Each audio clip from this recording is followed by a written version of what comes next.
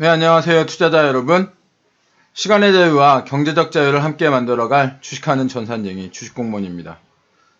30일 발표된 미국의 소비자 신뢰지수가 소비자 신뢰지수 컨퍼런스 보드 수치가 예상보다 좋게 발표되면서 미국 시장이 장 막판 이렇게 급등을 하는 모습을 보였습니다.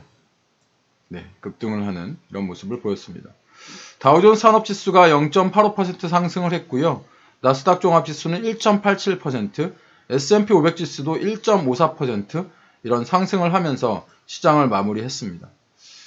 소비자 신뢰지수는 경제활동에 대한 소비자들의 신뢰 수준을 측정하는 경제활동의 주요한 역할을 하는 소비자 지출을 예상하는 선행지수인데요. 이 수치가 높으면 소비자가 향후에 경기를 낙관적으로 본다는 것을 의미하고요. 이번 예상치가 91.8이었습니다. 91.8이었는데 실제 수치는 이것보다 훨씬 높은 98.1로 나왔고요. 이 전달에 발표치인 85.9보다 높은 수치를 기록을 한 겁니다. 실제 수치가 예상치보다 높은 경우 미 달러의 가치 및 전망을 긍정적으로 보고 있습니다. 이렇게 미국 소비자 신뢰지수가 높게 나온 것은 바이러스 상황이 안정되면서 경제재개가 확산될 것이라는 기대감에 나온 가능성이 많죠. 이 소비자 신뢰지수는 6개월치의 어떤 그 선행지수를 매일로써 이제 그 조사하는 그런 방법을 택하고 있는데 최신의 바이러스 상황이 기대만큼 좋지 않죠. 그렇기 때문에 데이터와 실제 상황의 어떤 시간적인 갭 차이는 존재한다고 보시는 게 맞을 것 같습니다. 다만 알고리즘 매매들이 이런 데이터들을 받아서 매매를 하는데 교정될, 즉 튜닝될 시간이 지금 현재는 없다. 이렇게 주식공무원은 현재 파악을 하고 있습니다. 어저께 미국 시장을 크게 상승시킨 것은 이 어떤 소비자 컨퍼런스 보드의 신뢰자 지수도 있겠지만 결과론적으로 테슬라의 주가가 급등을 하면서 전체적인 시장을 끌어올렸다고 봐도 크게 무방합니다. 테슬라는 어저께 70.46불이 오르면서 6.98%가 이렇게 상승을 하는 모습을 보였습니다. 테슬라의 주가는 이미 1000불을 넘어섰죠. 미국 시장에서 S&P 500이라던가 지금 나스닥에 상장되어 있는 이런 테슬라의 주가가 이렇게 급등을 했기 때문에 당연히 지수는 동반 상승하는 그런 모습을 보일 수밖에 없었을 겁니다. 그런데 이 테슬라의 주가가 1000불이 넘은 날 테슬라의 CEO죠. 앨런 머스크가 본인의 트윗에 크크크 뭐 이제 스톤스라는 표현을 썼는데 이 스톤스는 스톡의 어떤 그 스톡의 철자를 일부러 틀리게 하는 것으로서 약간 좀 비꼬는 듯한 이런 어떤 그 뉘앙스로 보시면 됩니다. $1000를 넘은 본인들의 주가에 대해서 스톤스라는 표현을 써가면서 테슬라의 주가가 너무 높다는 표현을 한 겁니다. 이전에도 앨런 머스크는 본인 회사의 주가가 너무 높다라는 이야기를 한 적이 한 번 있는데 그때는 주가가 한번 심하게 출렁거리는 그런 모습이 있었습니다. 하지만 회사를 제일 잘 아는 사람, 비전을 가지고 있는 사람은 CEO겠죠. 그런데 이 CEO들보다 투자자들이 오히려 테슬라에 더 푹 빠져 있는 그런 모습을 보이고 있는 겁니다. 한번 치우친 투심을 쉽게 막을 수는 없죠. 그래서 예전에 만류인력의 법칙을 발견한 그 뉴턴도 천체의 움직임은 예상할 수 있으나 인간의 마음은 예측할 수 없다. 이런 되게 유명한 말을 했지 않습니까? 전기차가 유망하다는 부분들에 대해서는 막연한 기대감이 있고요. 또한 자율주행 부분에 대해서도 지금 현재 테슬라가 가장 앞서 있다라고 하는 이런 이야기들이 나온 지 오래됐습니다. 그렇기 때문에 이 전기차와 자율주행 부분에 대항마가 없다라고 하는 인식이 커지면서 한쪽으로 돈이 몰리는 이런 상황이 발생을 하고 있는 거죠.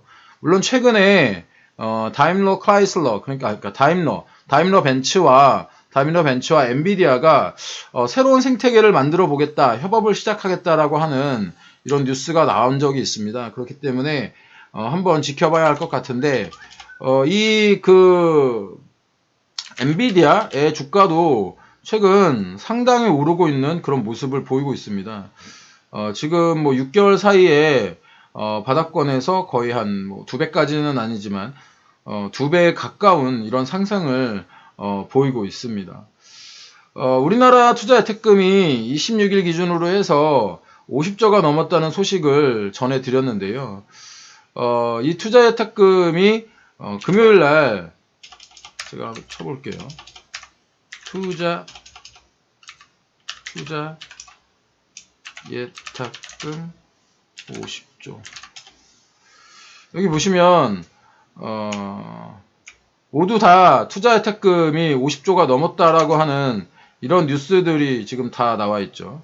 네, 다 나와 있는데 저도 26일 날 데이터를 어저께 확인해서 알려드렸습니다. 그런데 다시 한번 어저께, 그러니까 오늘 아침에죠.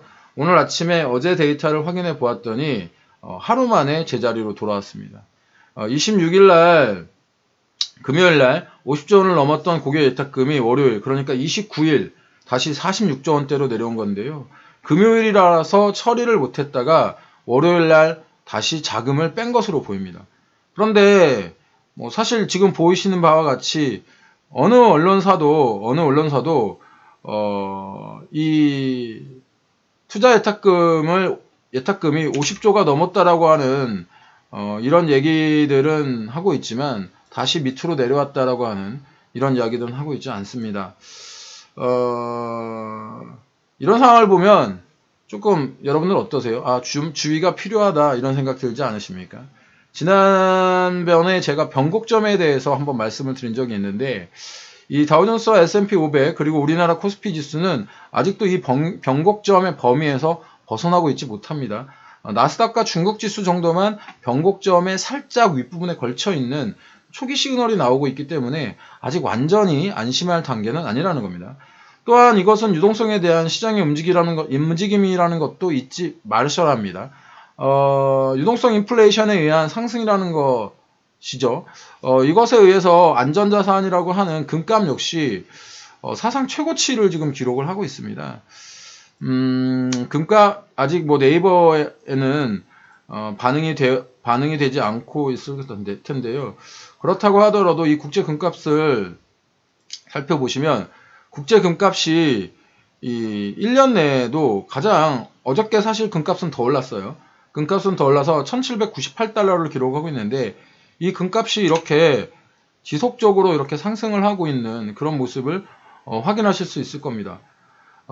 이것이 안전자산과 위험자산 모두에 돈이 몰리는 완전한 지금 현재 거의 완벽한 유동성 시장의 모습을 보이고 있는데 이런 유동성 시장은 유동성의 거품이 조금이라도 빠지게 되면 급격하게 밑으로 떨어지는 그런 위험이 있기 때문에 지금 시점에 투자자들의 어떤 그 균형 잡힌 시황과 투자가 더욱 필요한 그런 시기입니다.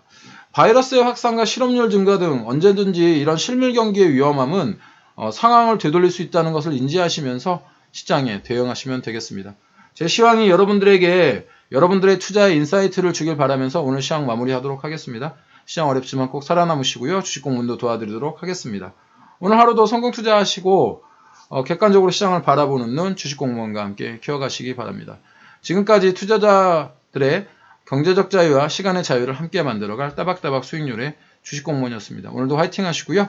주식공무원과 함께 하시면 여러분들의 계좌 빨개지실 겁니다.